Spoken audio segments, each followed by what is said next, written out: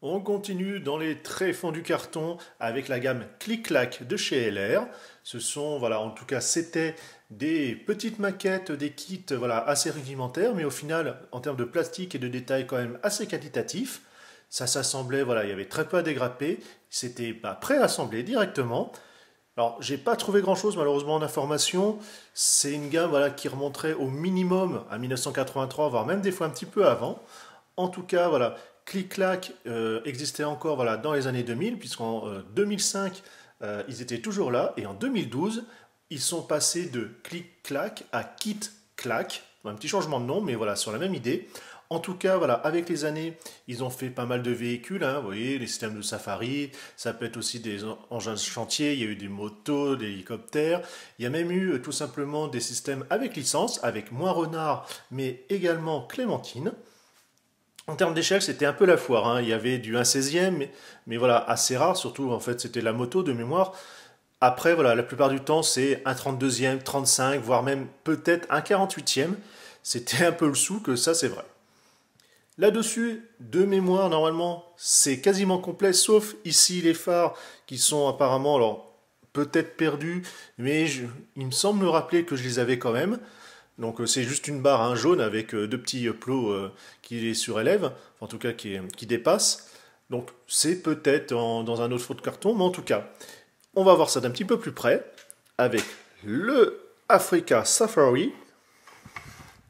Donc on voit que les autocollants sont toujours là. Ils ont quand même assez bien tenu. Et pourtant ils ont été montés, remontés. Ah si, voilà. Ça, effectivement, ça fait très longtemps que je ne l'ai pas revu. Ici, vous avez une roue de secours qui vient. Donc, vous avez voilà, une ouverture. Bon, il y a encore pas mal de poussière, hein, même si j'essaie de les nettoyer un minimum. Vous avez bien sûr l'essieu. Donc voilà, hein, tout est entièrement démontable partout. Ici, les jerrycans que vous pouvez placer comme vous souhaitez. Vous voyez, il y a même la plaque, malheureusement, qui est un petit peu cassée. Donc, voilà, comme cela. Transparent. Enfin, en tout cas, c'est devenu opaque avec les années, malheureusement. Le système de galerie, voilà, pour mettre des objets dessus. Donc c'est vraiment, voilà, tout un système à assembler. On a quand même le cockpit, avec le volant, les sièges. Il y avait quand même pas mal de finitions. Ce camion de chantier, donc ici avec sa benne, donc fonctionnelle. L'ouverture également. L'essieu, voilà, avec double pneu, enfin double roue. La transmission en dessous. Donc là encore, un même système, hein, vous avez l'axe en métal. Alors voilà, le devant, malheureusement, saute assez facilement puisqu'il me reste qu'un seul picot. L'autre est cassé.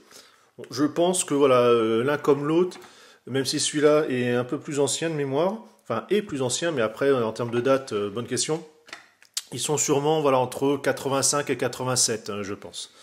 Donc voilà, ça roule bien. Là encore, on a à l'intérieur le cockpit, la vitre transparente.